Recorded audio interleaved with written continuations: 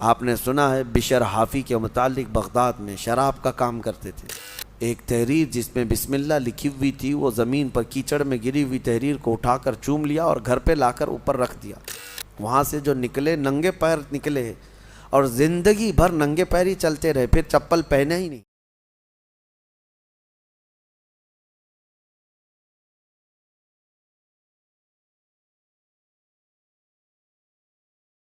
میں آپ کو بتاؤں، بدلنا چاہے تو اللہ تعالیٰ کیسے بدلتا ہے۔ آپ نے سنا ہے بشر حافی کے متعلق بغداد میں شراب کا کام کرتے تھے، شراب کا کاروبار تھا۔ ایک بار انہوں نے ایک تحریر جس میں بسم اللہ لکھی ہوئی تھی، وہ زمین پر کیچڑ میں گری ہوئی تحریر کو اٹھا کر چوم لیا اور گھر پہ لا کر اوپر رکھ دیا۔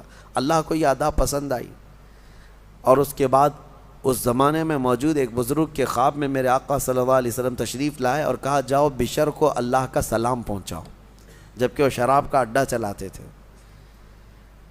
تو اس بزرگ نے یہ سوچا کہ میرا یہ وہم ہوگا، 3 دن مسلسل خواب دیکھا، اس کے بعد آ کر کے بشر سے کہا اے بشر مجھے نہیں معلوم، لیکن مسلسل 3 راتوں سے میں خواب میں رسول اللہ کو دیکھ رہا ہوں، اللہ کی طرف سے تجھے سلام پہنچانے کا حکم فرما رہے تھے۔ تو مسلمان لیکن بھٹکے ہوئے، راستہ چینج تھا۔ اسی وقت اپنے شراب خانے سے باہر نکلے، چیخ مار کر کی عرض کرنے لگے مولا تو یقیناً رحیم و کریم ہے، ستار ہے، ایک بسم اللہ کے ٹکڑے کی میں نے عظمت کی اور تو رب العالمین مجھے سلام بھیجتا ہے، لیکن اتنا ہی نہیں کہ ایک سلام آیا اور پھر اس کے بعد اپنا دھندا چلتا رہا۔ بشر حافی نے عزم کر لیا تھا، ارادہ کر لیا تھا کہ پلٹ کر کے میں اپنے اڈے کو دیکھوں گا نہیں۔ وہاں سے جو نکلے ننگے پیر نکلے اور زندگی بھر ننگے پیر ہی چلتے رہے، پھر چپل پہنے ہی نہیں، کیونکہ چپل چھوڑ کر کے باہر آئے تھے اس بزرگ سے ملنے کے لیے، اسی حالت میں نکل آئے۔ تو جب کسی کا پکا ارادہ ہوتا ہے تو اب اللہ تعالیٰ نے ان کے لیے ایسے دروازے کھولے، اللہ اکبر، وہ بغداد کے قطبوں میں شمار ہوئے ہیں، قطب الاقطاب تھے، اللہ کے ولیوں میں تھے۔ اور حد تو یہ ہے کہ ایک بزرگ نے دیکھا بغداد میں ایک کتے نے راستے پر پیشاب کیا ہے، پخانہ کیا شہر کے راستے پہ۔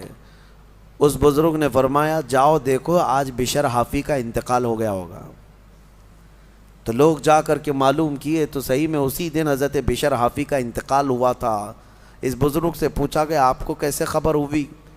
کہا کہ جب تک بشر حافی زندہ تھے پورے بغداد کے کسی راستے پر کوئی جانور پیشاب و پخانہ نہیں کرتا تھا، اس لیے کہ وہ ننگے پیر چلا کرتے تھے۔